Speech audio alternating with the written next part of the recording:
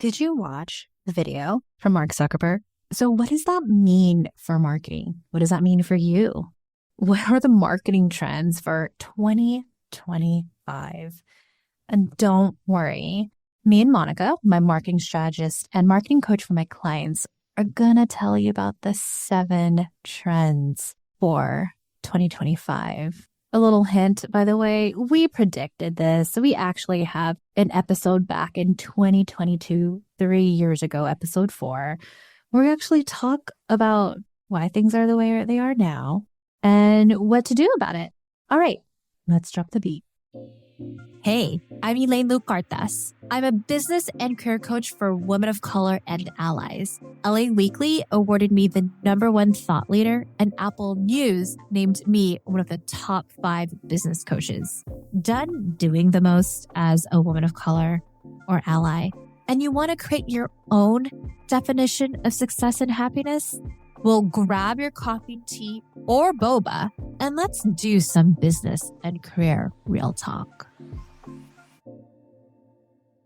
Hi, everyone. Happy 2025, which is crazy already. Monica, how are you doing? Hi, everyone.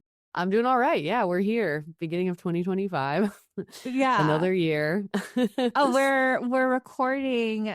By the way, I am safe. I'm good. I live in LA. And today's, what is it? Is it Wednesday? Wednesday, January 8th when we're recording. But so much has happened. We started Monday with the Prime Minister in Canada resigning. Tuesday, Zuck sharing the changes on social media. Changes on Meta, yeah. And then fires. And then fires in LA, yeah. Yeah, I don't know. I'm just ready for this whole decade to be over already. Yeah. Yeah. It's not a great start, but I think, as we all know, we have to take care of ourselves, but we also, have to survive. So we're here to talk about some, which Look seems at that trivial. Trauma-informed approach, Monica. I know it seems trivial, but we're here to talk 2025 marketing trends because we want you to be able to navigate making income for you and your business and your family without losing your mind. So hopefully. Yeah. And I want y'all to know, like, Elaine, why are you working? Like, there's fires. To be honest, like, I was thinking about that too, but I was like, do I want to stay in my anxiety and watch the news? And I was telling Monica this before we hit record. I was like, no, I was like, actually, recording this podcast with Monica is so much fun. Also, I haven't had Monica record a podcast. It's been a while. It's been a while. And also, the reason why I decided to do this is because we were doing office hours with my mastermind clients, like, at the end of the year, because we were going over marketing plans for 2025, we're going to share with you trends. But because Monica is so popular with my clients and they love them, we didn't have time to go through trends. And I was like, Monica, why don't we just record a podcast on it instead? You're brilliant.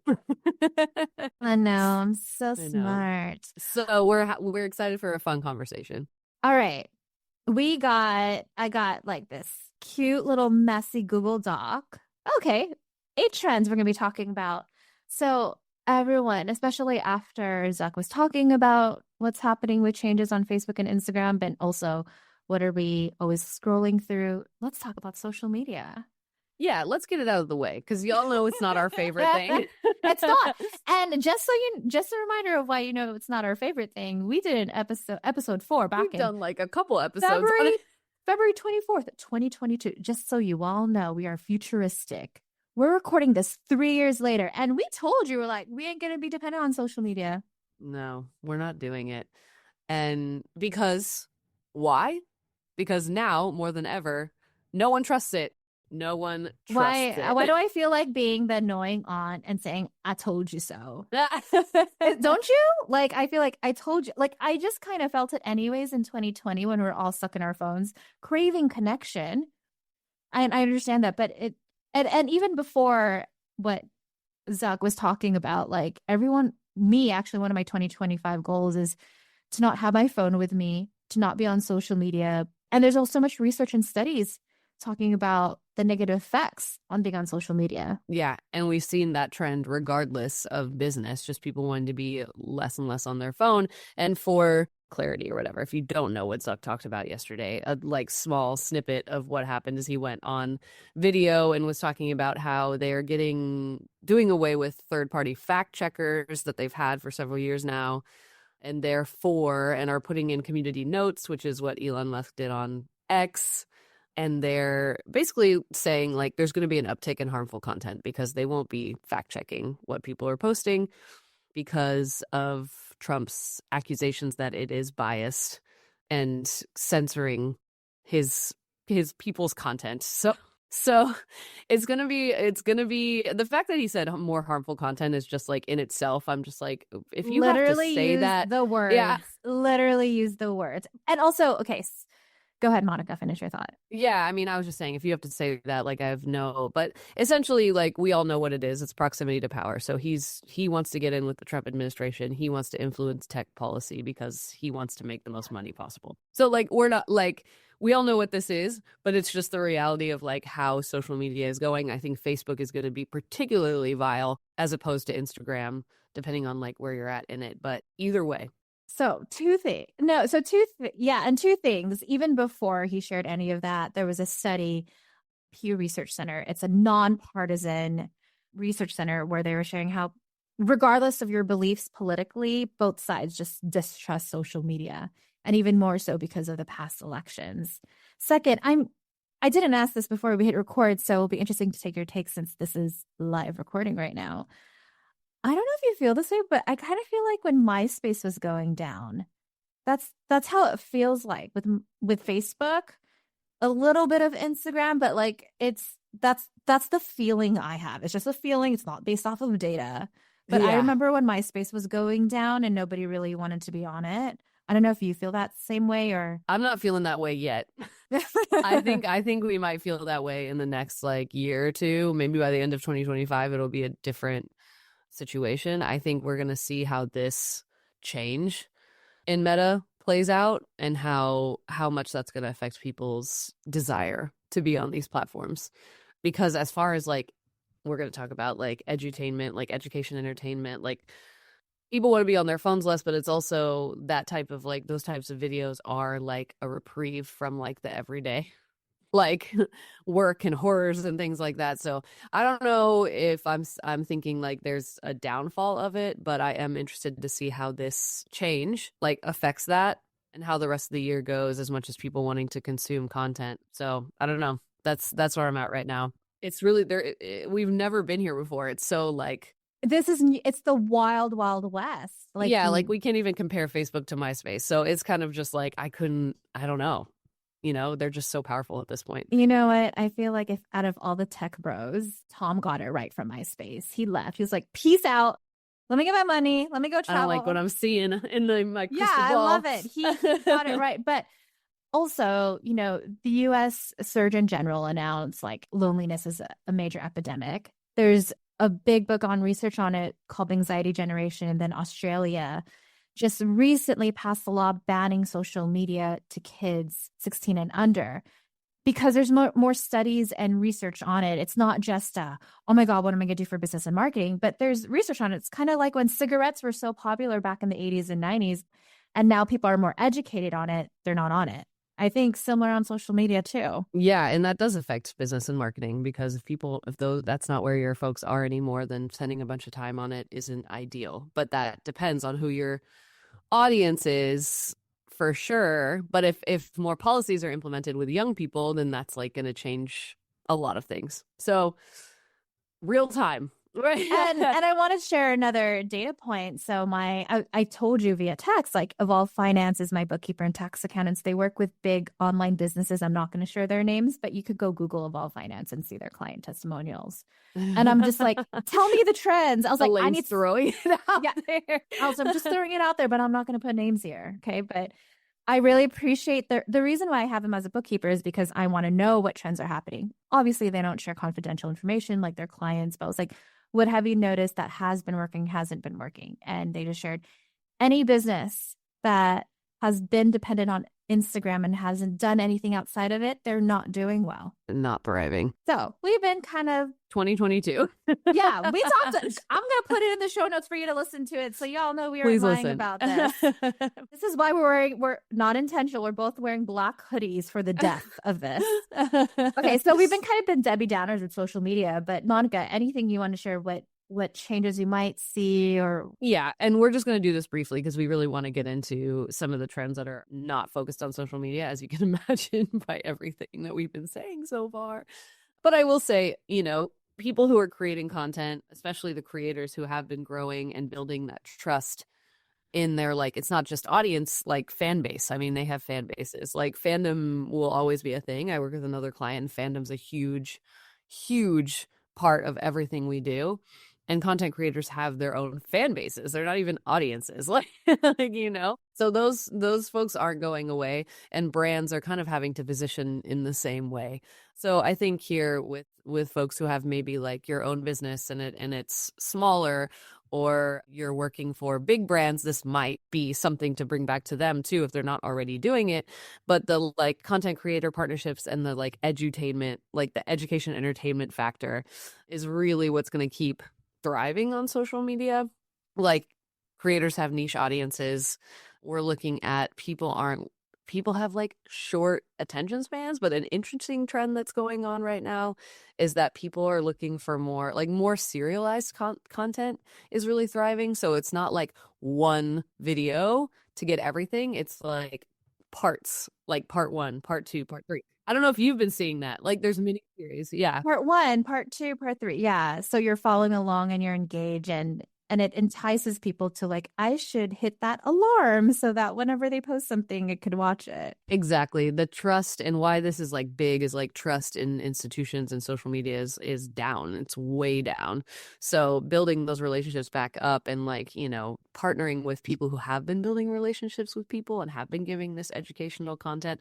The only thing about that too is like, we all know social media. The challenge is like, well, okay, I'm putting all this like energy, time, resources in it, and like the ROI is always the big question, right? So I think that's always the challenge, is balancing that. And if you don't have a bunch of time and resources to put into brand awareness, like really thinking about what will be impactful for your business, which might be could be, I don't know what a frequency could be, but it could be you do a weekly, like every month there's like a part 4 series. You do one short video a week that's like giving people some value. It doesn't have to be like you're doing a 4-part series every week. I think I always want to emphasize that, because social media is always so choose your daunting. cadence. Yeah. Choose your cadence, especially what you have, what capacity you have. Don't look at these big brands or these content creators where they have a whole department dedicated to it, or it's their entire livelihood to be doing it. Like, it's just not, like, we have to be realistic about like who we're modeling things after,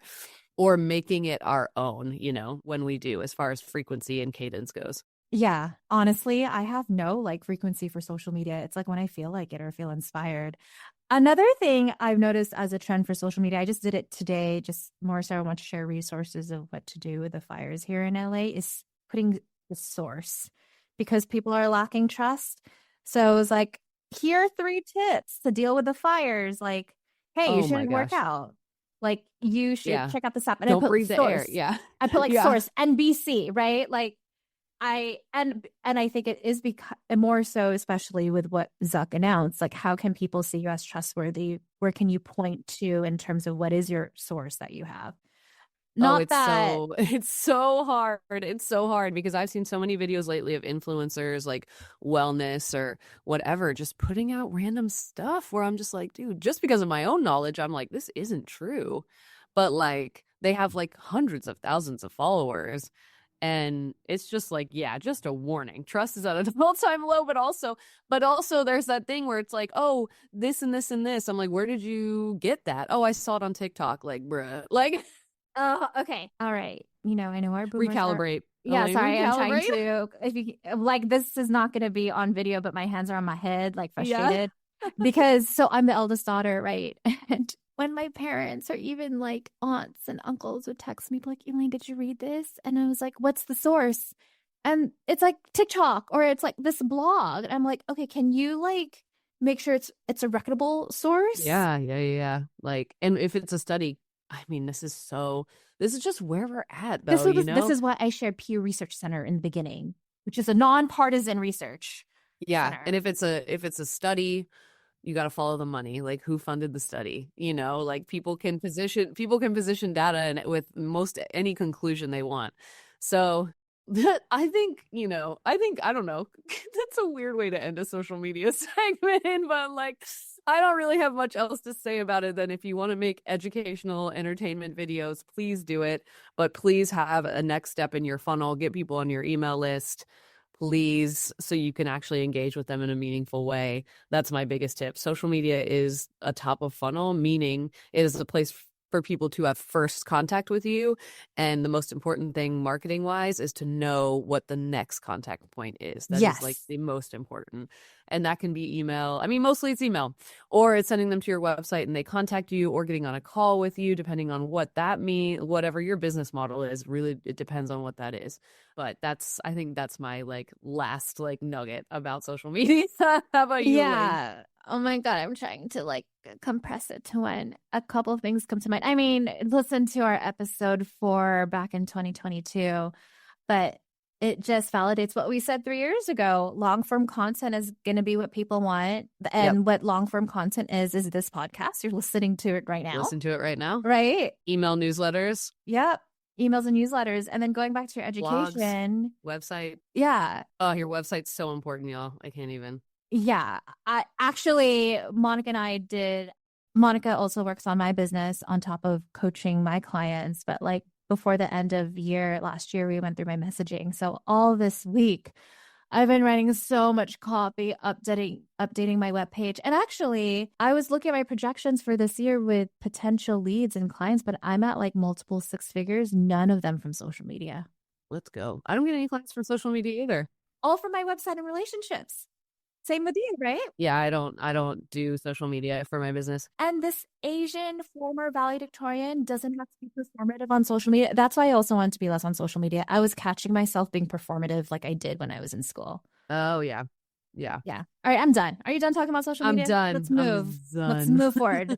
All right. Let's move forward. Let's move to some like really exciting stuff, because the thing about what we're about to tell you all is what I find both interesting as a marketer and funny. Well, number one, not interesting and funny. Just like Elaine and I have always been about this life. So this is not like anything that we're going to be talking about that's super new, but we'll emphasize what's important. And then there's a few things that are kind of like changed within what we're talking about and why it's timely right now. But like the funny thing to me is like, these are foundational marketing things. They've never not been true, but at times they've been neglected. So it's like, it's interesting to be in this industry now for 20 years and having seen like trends come and go, and these not really being trends, even though we're saying that they're right now we're doing marketing trends, but these are things that have been said about every generation that's come up into the like consumer, buying power world. And like I learned 20 years ago to get a marketing degree in, like these are not new things, but we're going to tell you what they are and how they are relevant to right now. Yes. So former grassroots organizer, what that means, if you don't know what that is like back in the day, I used to knock on doors and do phone calls trying to some canvassing fun times. Yeah. To remind people to go vote, 1 or 2, like putting small little fundraising events. And I raised $11 million for nonprofits and campaigns. I didn't have a big social media following. It was through relationship building. So the second trend is, but it's always been there, is community first everything. This just happened in a meeting this morning, and obviously will not name, but an organization that I know, they were doing an end of year fundraising campaign. And all of a sudden, before December 31st, they got an unsolicited check for $100,000. And they were like, what? Where did this happen? Where did this come from? And it was because they were in circles and their name came up when someone at a foundation wanted to donate less at a national macro level and more at a micro level in the region they're in. And people in the network that knew them was like, you should check out this organization. And then because they built relationships in that way, they get $100,000 check before the end of the year. And it's like, social media isn't going to do that. No, and honest. So like I said earlier, right, the U.S. Surgeon General is sharing how loneliness is the #1 epidemic. I've been obsessed with Dr. Laurie Santos. She's a Yale cognitive scientist who talks about Ooh. tips on happiness. And I think I just appreciate her work because she's also a woman of color. But to heal the loneliness epidemic is really easy. Connection, community. And I know that's in a social, personal setting, but that's what people are also craving in a business setting. Oh my God, 100%. It's all connected, 100%. I mean, we talk about for years, it's been people who have their own businesses, but it's also, I think it totally relates to like C-suite executives and stuff like that, but probably feel alone in their positions because, you know, it's like they're managing people and they can't take these problems to them. They can't take like challenges to their bosses all the time. And it's like, you crave a community that understands you regardless of whether you're a career or business. Yeah. And, you know, to validate that. So I went to a conference for Fortune 500 executive and leaders who are females. So Target, Visa, P&G, Coca-Cola, Pepsi. I did a talk on executive presence, and it was about 90 minutes long, the last 20 minutes of coaching. And I always ask for feedback, like, what did you like the most of my talk? 100% everybody, the coaching at the end, because it wasn't just me coaching. I also allowed fellow executives to come up and coach one another. And that peer-to-peer support. Yeah. And I think, and I always joke around, when I get paid to speak, I tell people I'm not a motivational speaker. Like, I'm here as a coach, like to have a conversation, to educate. But that's what people are missing, is the listening part. Yep. And that kind of brings us to like community first everything. Like that's kind of what it is right now. You know, it's really like, you know, private groups over social followings, like Slack's Discord channels, like really curating a smaller group, but the ripple effect is much bigger because social proof and credibility with this distrust in institutions and social media is more important than ever. It's always been important. Back in the day before we had this word of mouth and social proof was important then. It's always been important. But now I think it's the other side of it where we know like where things are headed with tech and know that that's like not the vibe. Like, we're still going to find stuff there. It's not like people are going to completely turn their back on social media and tech stuff. But when it comes to actually making a buying decision, like, we're going to ask people around us. Like, we're going to consult like the communities we're in. We're going to consult people that have tried things where we need that social proof and that credibility when it comes to actually making buying decisions. Yeah, actually, I'm going to give you a little tip that I have done in my sales process. But when I get on a call with someone that's interested in possibly working with me, and if it's a good fit and it's a good vibe, I actually invite them as a guest to my office hours. I'm like, hey. Oh, yeah, I get to meet those people first all the time. Monica also sees them. I was like, you know what? Like, I know, like, just so you know, I'm not trying to make you feel good on the first date. Like, why don't you come to office hours, meet my fellow clients, ask a question so you could get to know the community. Get to know the vibe. Yeah, it's a really, really great offering that you do. And you're so transparent. Transparency, again, for millennials, it was also key. For Gen Z, even more so, I think, because they've seen the Sorry, I'm laughing because we were talking about how Gen Z is like saying they want all this stuff. I was like, this was the same for millennials. Millennials said the same thing. So it's just magnified because we didn't grow up with social media as much as they did. So we weren't born into social media. We weren't born into social media. So it is magnified now, that distrust and that need for credibility and transparency. So people are not expecting polished. They want to see like people having fun, being themselves, and being super transparent. I think, you know, things need to reflect people's values, sustainability, ethical sourcing, values-driven stuff. Again, like we're saying, this is not new, but we think it's more emphasized than ever. And the transparency on it is going to be key. Like, don't, like you were saying, don't like, what's the word I'm looking for? Like, virtue signal, don't exaggerate what you're doing. Be very clear about where you're at with things. Yeah, you know? I mean, I've owned that. So I had the limit of 24 clients last year. I'm like, nope, I'm only taking on 15 clients this year. And I'd say you know what? And that has actually helped me. I was on a sales call last week and I asked for feedback. So we did a sales call and was like, hey, what did you take away from my coaching? What did you like about my coaching style? And she just said, you actually got to know me. Like, you sent reminders and emails. It wasn't just the automated stuff.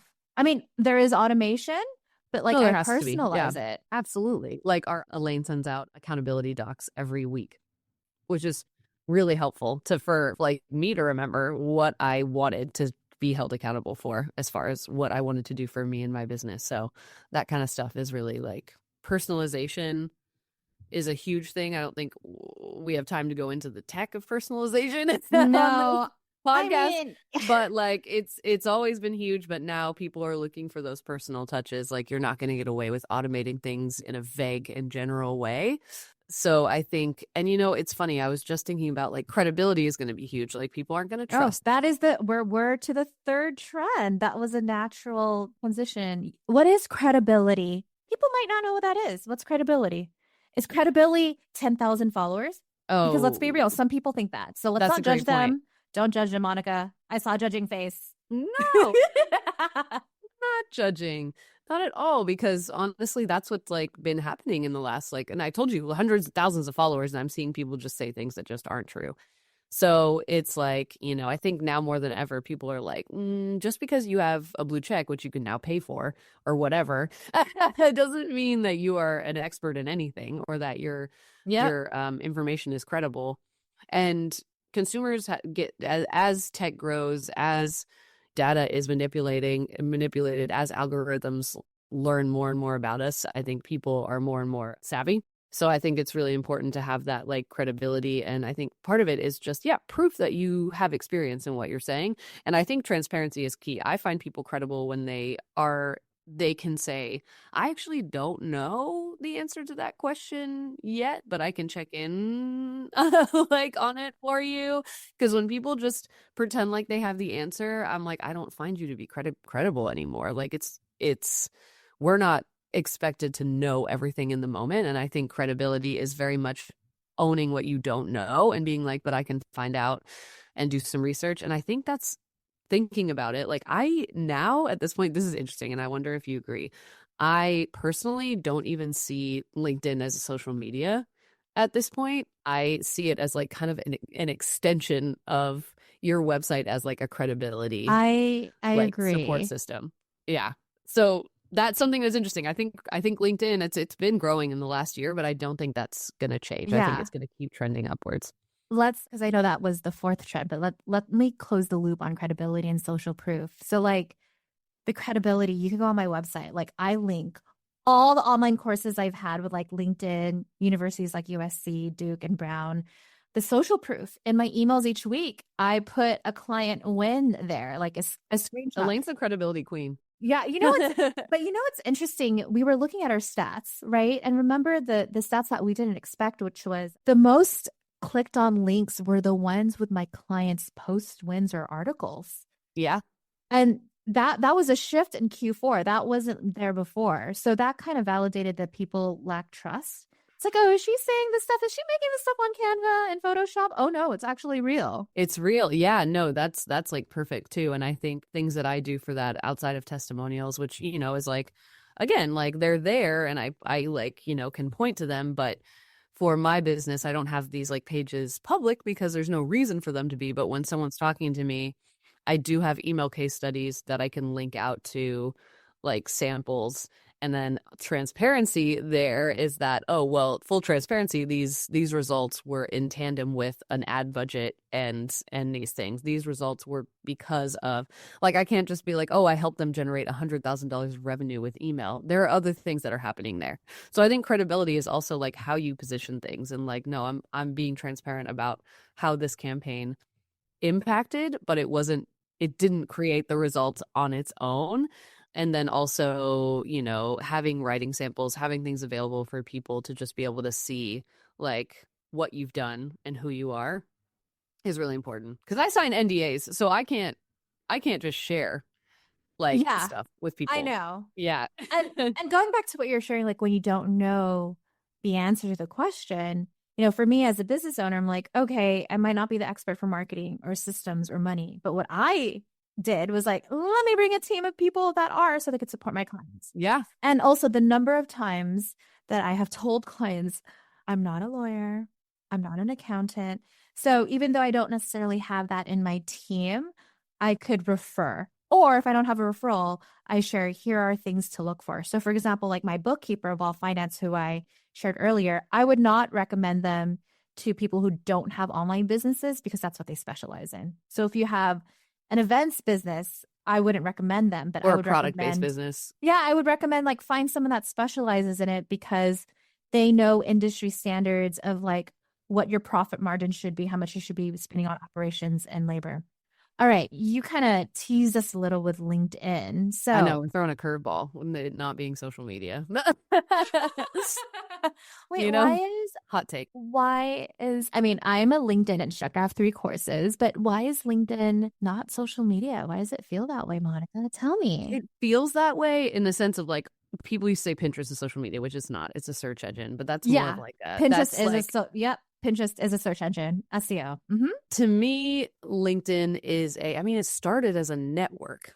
You know, posting has become more prominent on there and like people having like, you know, like a little bit more of like followings on there and having them as being like creators essentially is kind of a new thing. But it started as an online network where you and like people you meet and how to stay connected and showing a portfolio of your work. People recommend you on there. You literally get reviews from like coworkers, former bosses, clients. Like this is a reflection of a website where I'm not saying it should replace a website because it is still a place where you don't own that content. So that is not what I'm saying. But I do think there are a lot of opportunities because the credibility is really baked in there and people are expecting it. And I think like there's great opportunities to now, you know, feature posts on your profile, to be able to like post videos, to create newsletters. Newsletters is a growing thing there, to have LinkedIn content right within the platform. And I think you can really leverage your network, but it's not necessarily a social platform. Yeah. Legacy leader, I know what you're thinking. Elaine, you have such good stuff here. I want more. So if you want more tips and advice for your business, career, and life, sign up for my Gifts and Gifts newsletter at elainelu.com/join. That's JOIN.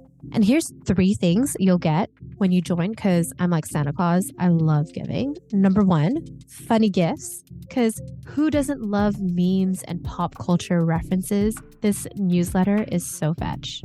Number 2, receive actionable gifts. That's business, career, and life tips that you can start doing today. Third, the gift of me.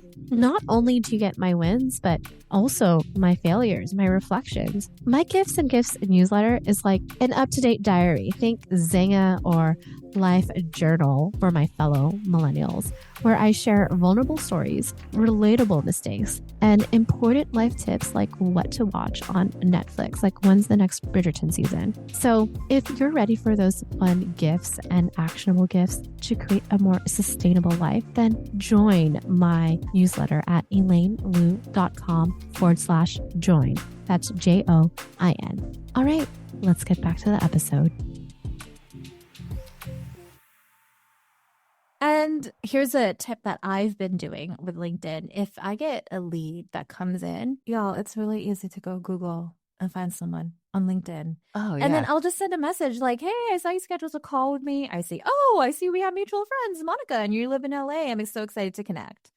Right? You can see mutual connections. That's really valuable. Yeah. I mean, I know Instagram has it, but it's not as great. It's not business oriented. So, I mean, not for depends on your business, but not for, you know, C-suite executives or people with small businesses or even service providers necessarily. Yeah. And not just even for business owners, but LinkedIn has been a platform. Is it called Entrepreneur, right? Like executives and leaders within companies. Oh, yeah. I don't know. They've been doing it more. Like I have a friend who I could share so I have a really good friend. She's executive for Salesforce.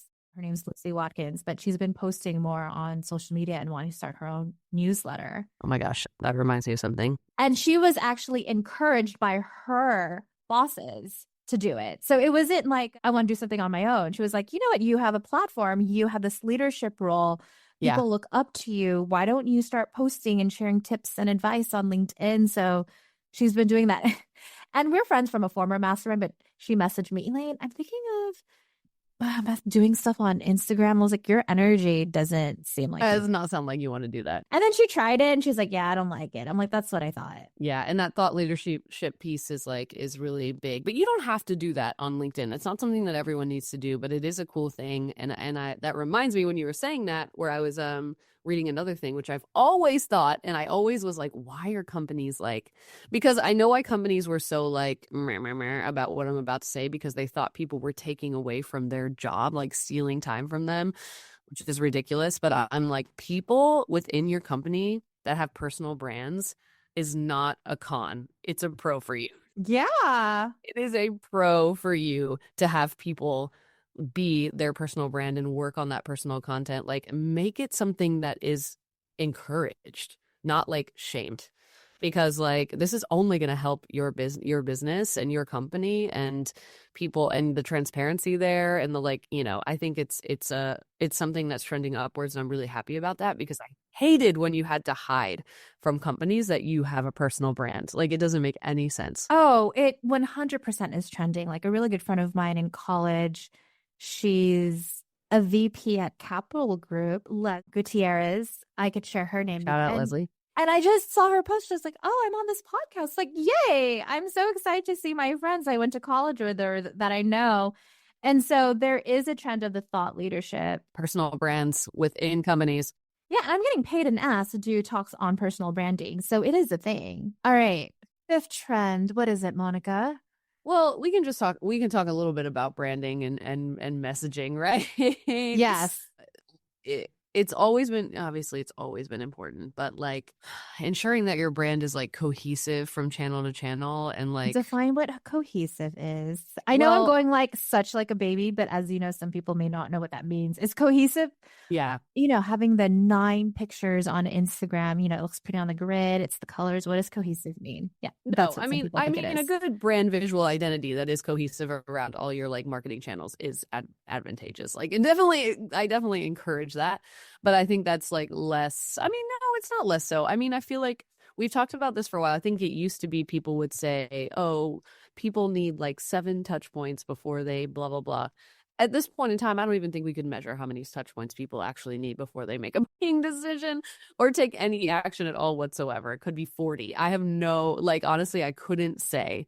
That's such an old stat, and we can't even use it anymore, in my opinion. Like, this is my opinion. This is not fact. But there are so many touch points that people have to convert.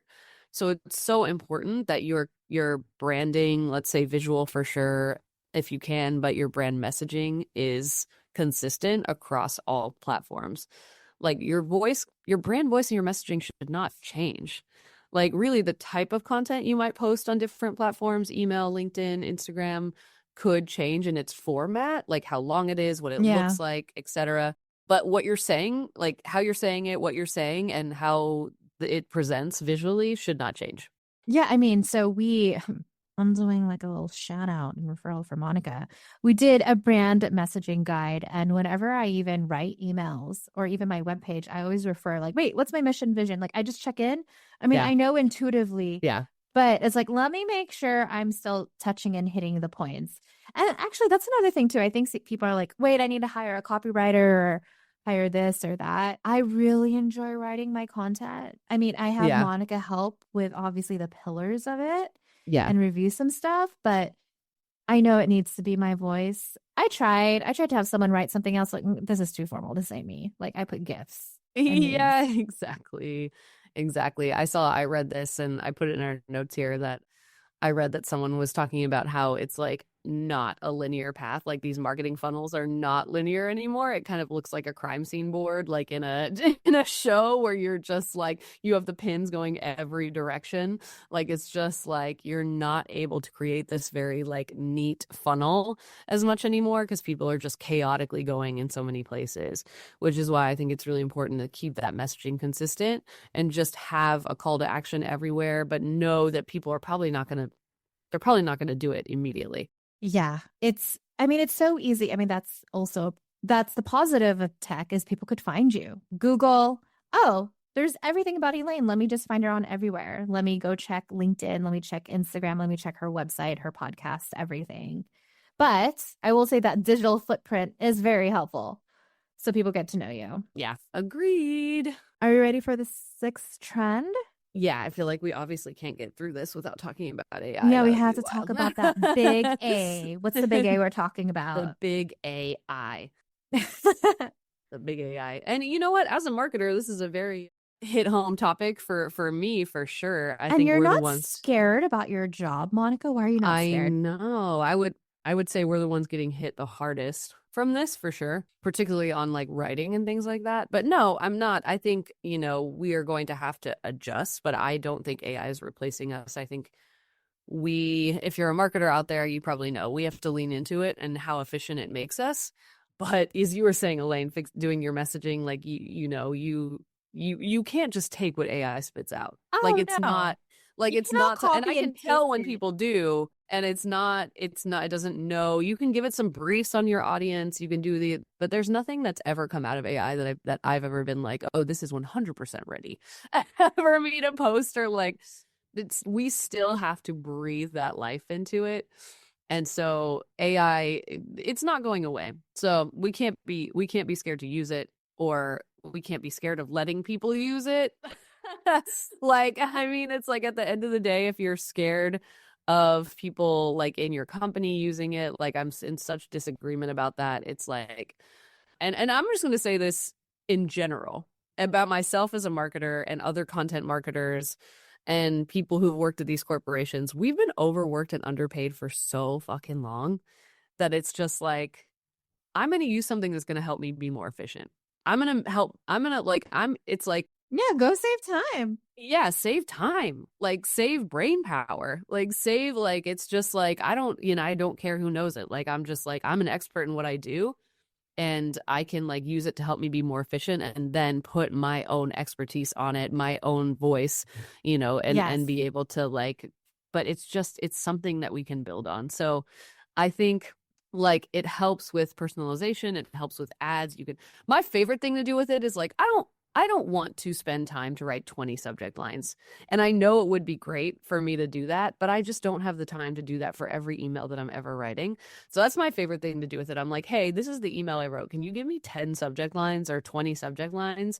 And I love seeing what it spits out to see like if it's like coming up with something better than what I can come up with that I can A/B test for like A/B test 2 subject lines or 4 subject lines, or like, so I think it's something like if you're using it for your business or within your company, just think about those little things where you're like, this could really move the needle a little bit. And when it comes to email subject lines and A/B testing, like what a great way to get some like another input in there that like, sometimes you're like, I write so many subject lines in a week, like it's impossible for me to think of any more, you know? Yeah. They're like I've been doing it myself too. So it's just a great kind of sparring partner. I say sparring because I do Yes. Muay Thai. Like I'll be like, I do the same thing. I actually, well, differently. I copy and paste the email. Hey, can you make this email sound more fun? I'm like, ooh, it does sound a little better. And then I'll put Yeah. the small little updates. Some like majority of the time I don't agree with it. And then Yeah. sometimes there's things in my head like I want to write copy that says this or update the sentence. I was like, oh, wouldn't say exactly like that, but it's a really great start. So I could keep, It's yeah. always a So really great start. That's what it is, yeah, which is cool. So I think that in a nutshell, I don't think we need to talk too much about it, but like don't be scared of it. Don't like, I mean, in my opinion, don't like, I don't know, punish people for using it. Empower people in your organization to use it so they're using it in a way that makes them more efficient and they're not afraid to be more. I don't want to say that we want people to be more productive, because that's not the goal here. I don't want people to be thrown more work because AI is making them more productive. It's just like making people have more efficiency in their work, which makes them like feel a little bit more supported. And I can say as like a content writer and as a marketer, you don't have a lot of support. And as a business owner, if you're trying to do your own marketing, you really don't have a lot of support in that way, most likely. So I think it's a tool that can have like help people feel more supported. It can be a great place to start. And starting is sometimes the hardest place to be. I mean, you're looking at that cursor on a Google Doc for like forever trying to start. So I just want a disclaimer. This is not me saying I want people to be more productive. Like that is not a goal. under this capitalist hellscape for me, but I want people to be able to be empowered to use it to help their job be easier and more efficient. So they could probably focus on things that like are more impactful or like have a little bit more of a like balance, you know? Yeah, I will. I kind of complain this to you about it, but I'm gonna switch up kind of the story so it's like confidential. But let's say there was like this webinar and they were teaching you how to, I don't know, plant. I'm just making it basic. Oh Yeah. my gosh, I knew that their emails and their landing page was AI Oh, because yeah. it was You can not tell. enticing at all. It was so boring. It was like, learn to put the soil, learn where to put the plant. I'm like, this is not enticing to me.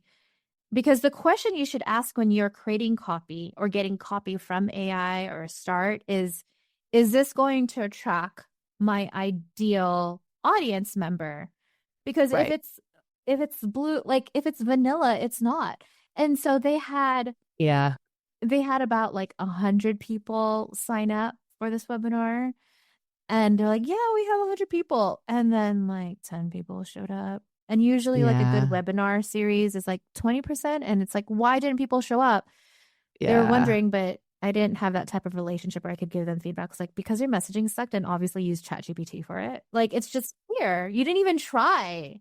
You didn't even give it, and you have to give it a lot of prompts to be able to know your audience. So it's your responsibility once you're like, okay, I got this baseline thing I can build off of, which is what I recommend because you have that knowledge about your audience. So And where was the follow up? There was no, I'm sorry, I'm just like upset. There was now you're no, like, there is no follow up emails that's there. wild for an event. And then That's it was very, crazy. very clear that they spent majority of the time making the slides look really pretty. That is the wrong thing to focus on. Yeah. In like, Focus on getting people to turn out one and then two, give value. And value could be just talking like this.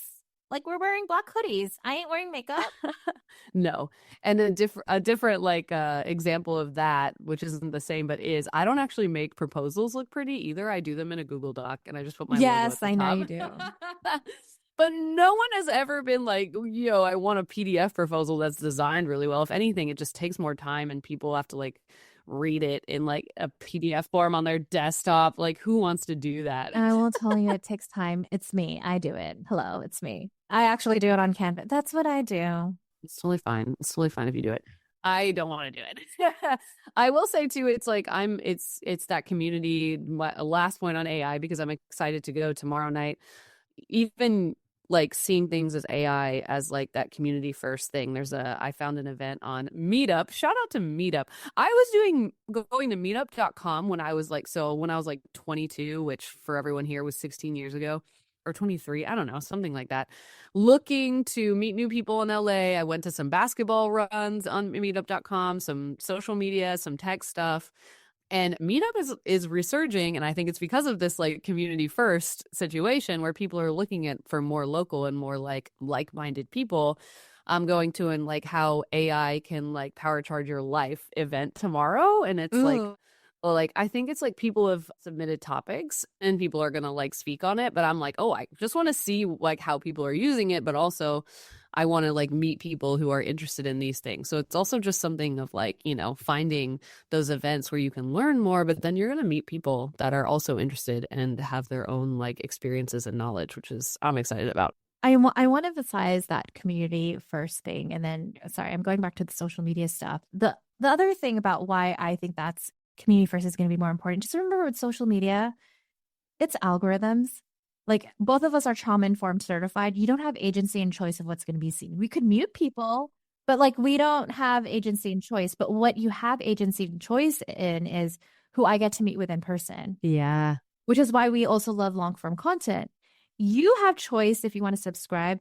You have choice if you want to unsubscribe. You had choice to play this podcast episode, or if you're like, I'm done, let me stop listening to it because I don't believe what Monica and Elaine are saying. That's okay. You have choice. That's fine. Yeah. Yeah. Yeah.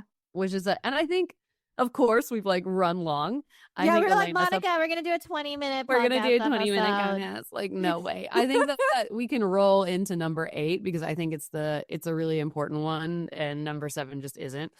Okay, so we really have 7. All right, edit 7. Edit. Let's talk about in person and the fact that micro events, these smaller, more focused, more community events are going to be more important than these big mega conferences. That's the trend. Like, that's what we're seeing. So these huge conferences that you're paying hundreds and thousands of dollars to go to see these like influencers or, you know, Fortune 500 company like people speak, like these aren't the people that people are putting their trust in anymore, in my opinion. You know, I want to add to that. So I'm not gonna name names. I'm like watching, you know, when you're watching yourself. So I've been to these conferences, right, where I've been a speaker, but it's more out breakout rooms. But then there's obviously the keynote speakers on smaller. stage. And then I've been hearing feedback from executives, leaders, business owners, right? So a lot of the keynote speakers are the motivation. Let's just be real. It's the I had this horrible Well, they can't go experience. granular. Yeah. I had this horrible experience and then I did this. So here's my action item to you. You can too. What are your 3 gratitudes? Focus on that. Like, it's literally motivational. That's why I tell people I'm not motivational. Who wants to hear I did it so you can too anymore? Raise your hand, because I'm not raising my hand right now. and because they've had so much of that, and I'm tooting my own horn. I know I am. You know, then I'm here. I do a breakout room of a smaller amount, so not the thousands, but like a smaller amount where I'm coaching and I'm interacting, and they're like, "Oh my God, that was so helpful." Mind you, I don't have like a sexy title or a name. But what people really wanted was like there was no point of community and connection. I had a friend from New York message me, also not going to share names. She went to this big name online person event where people flew to New York to see her. And it was just speaker after speaker after speaker. And all the attendees complained. Yeah. There was no time to connect. No time to connect. And I'm like thinking like tailored content is huge with like smaller groups. Like, it's hyper relevant. People can leave with like action items. They can leave with next steps. They can leave with like things they can actually use. And this was a trend people were seeing in 2024. It's not something they're foreseeing for this year. It's already happening. Like, that's what people want. Actually, you know what? I love that you said that, because this morning, I'll say it, I got a email invitation to speak at Soho House as a participant. I'm like, okay. There you go. It was a curated, I don't know what's going to happen. It was a curated list. They wanted me to speak. I'm like, okay, that's fine. And the cool thing about that too, for your business or your company, is cost efficiency. Like, the amount of money you'll be able to save by not focusing on those huge things and really just having more intimate events, whether they're on Discord or they're in person, is going to be like just so much easier to like really like give people value and not have to and see that. I mean, we can talk about ROI, but really, yeah, like you're giving people value, and that you know, gives people will want to have that word of mouth. Like, they'll want to tell people about it. It gives that social proof, it gives that credibility, and then it gives that conversion. So all the things we've been talking about from the beginning is about relationship building and like what that means to a company or corporation and how it impacts the results. Yeah. And I will say, like, it feels uncomfortable. I don't know what to do. And I feel for the Gen Z community, because I will say I've gone to a lot of in-person, like, curated events in 2024. I don't blame you. I know you're born to social media, but can you all not be scrolling on your phone when you're at a networking event?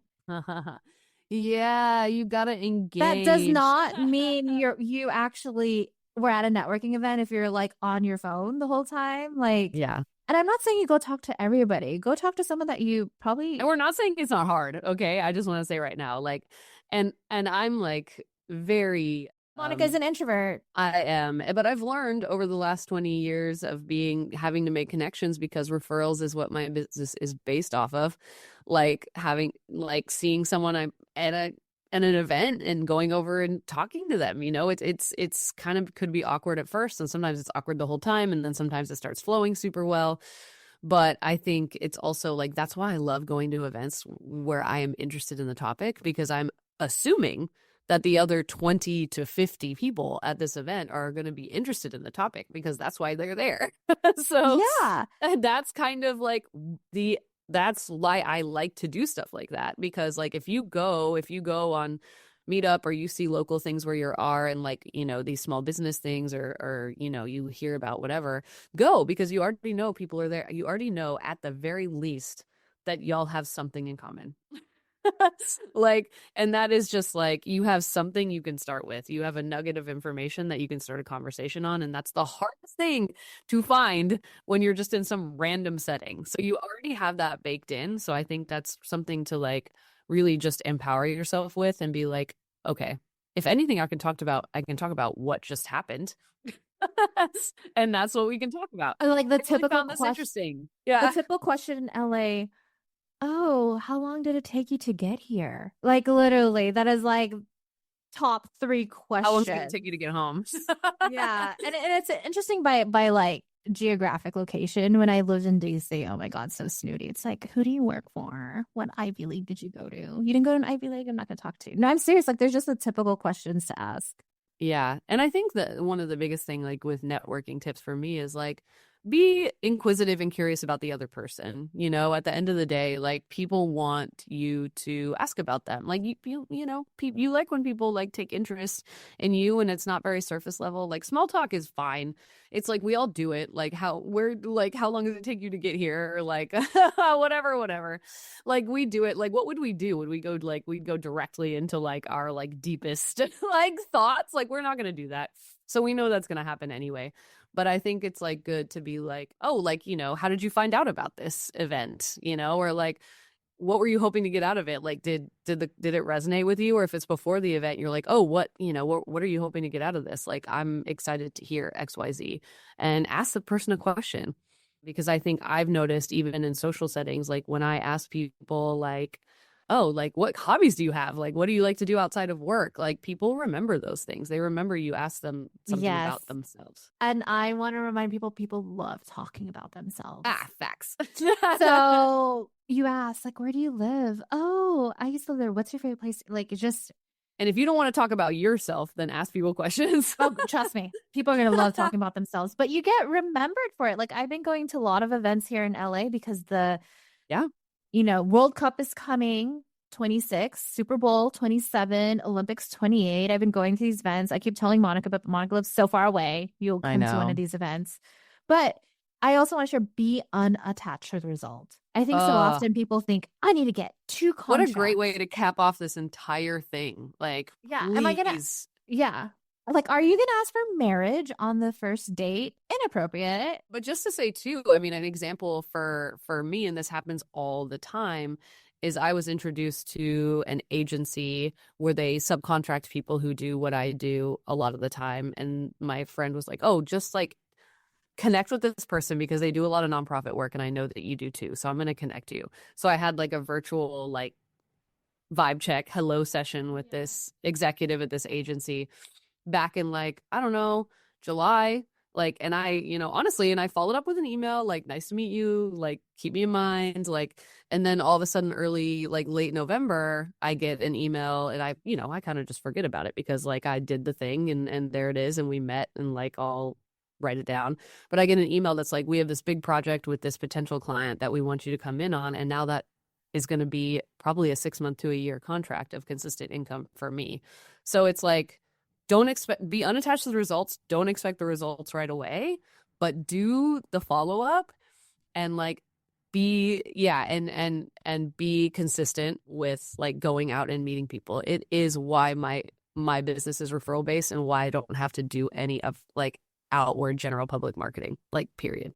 Well, I want to end this episode with our love story. How we met and how we hired each other. What a great part. Yeah, what a great way to end it. That's actually a great way because you haven't been in my podcast in a while. I know. People might not know. Because Monica's cheating on me with another podcast, but it's cool.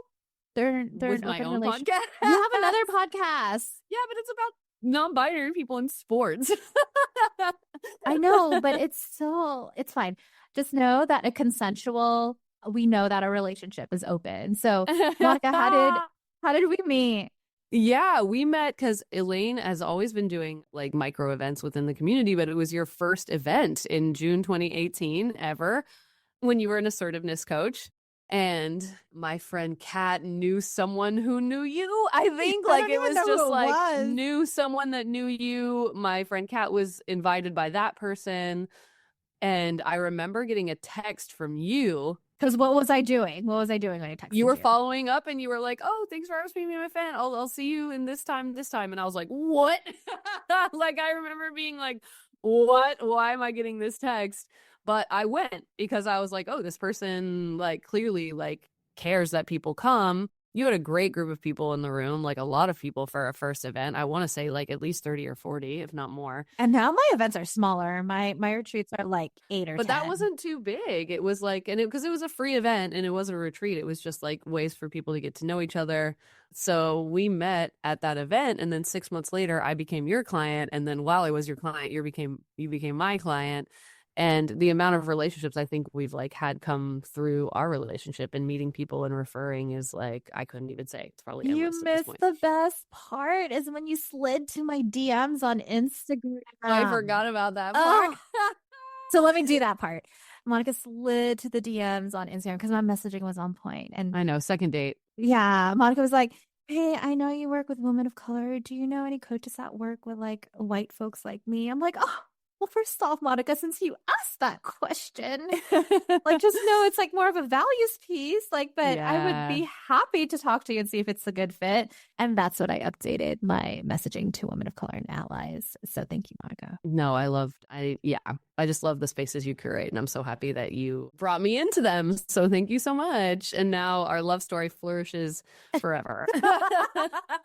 Well, and not just, I mean, look, flourishes not just in terms of money, like in terms of us finding each other. I wasn't even thinking about money. Yeah.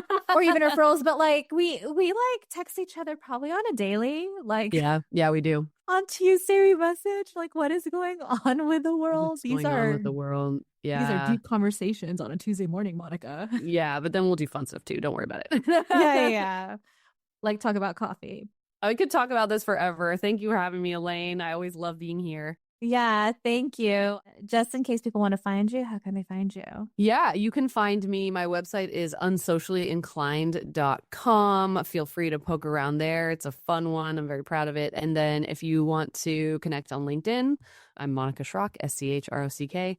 And then Instagram at Money Schrock. It is not a business Instagram, but if you want to see my life, I share it publicly with some like really, I think, fun stuff. So that's where you can find me. And if you loved our episode and you're like, you know what, Monica needs to be on more, please let me know. Please let Elaine know. You know how to find me. Go Google me and then find a way to contact me. Yep. All right. Thank you, Monica. Thank you. After I recorded the podcast episode, I went straight to office hours with my mastermind clients. And it was so interesting. One of my clients who is turning 40 this year just said, Elaine, I don't want to be on social media at 50, trying to do the thing, be well-liked and popular. No, I'm not going to be that 50-year-old. And if they're feeling that way, I know a lot of us are, including me. I was burnt out with social media back in 2021 because I was on all the time. And on top of that, we're talking about community in this podcast. It's the reason why I have my mastermind. What's interesting is last year, I heard it more about clients feeling so lonely when it comes to being their own boss, which is why my clients love coming to office hours, not just because they're getting personalized coaching from me and my other experts, but also hearing other people's problems, knowing that they are not alone. All right, so if you enjoyed this podcast episode, here are 4 things you can do if you feel called to do them. Number 1, would love it if you could leave a 5-star rating and review. That would mean a lot to both me and my team. We created this podcast for accessible education for women of color and allies. Each episode takes about 4 hours to create. It takes me 1 hour to prep and another 30 minutes to 1 hour to record. Then my team spends another 2 hours to edit and market. 2, because I care about accessible education, share this with a friend who is struggling with their relationship with social media or wants to know what to focus on this year. 3rd, don't forget to hit that follow button. and subscribe button, because when you do, it lets the podcast platform you're listening to, whether it's Spotify, Apple, or whatever it may be, know that this podcast is important to leaders like you. And fourth, if you need support in your career or business and you're interested in working with me, then schedule an introductory legacy business and career review call with me. I only work with 15 clients at one time. Last year it was 24. I put it down, it's 15 now, because I care about client results and their experience. So you can schedule a complimentary legacy business and career review call at elainelou.com/call. That's ELAINELOU.com/call.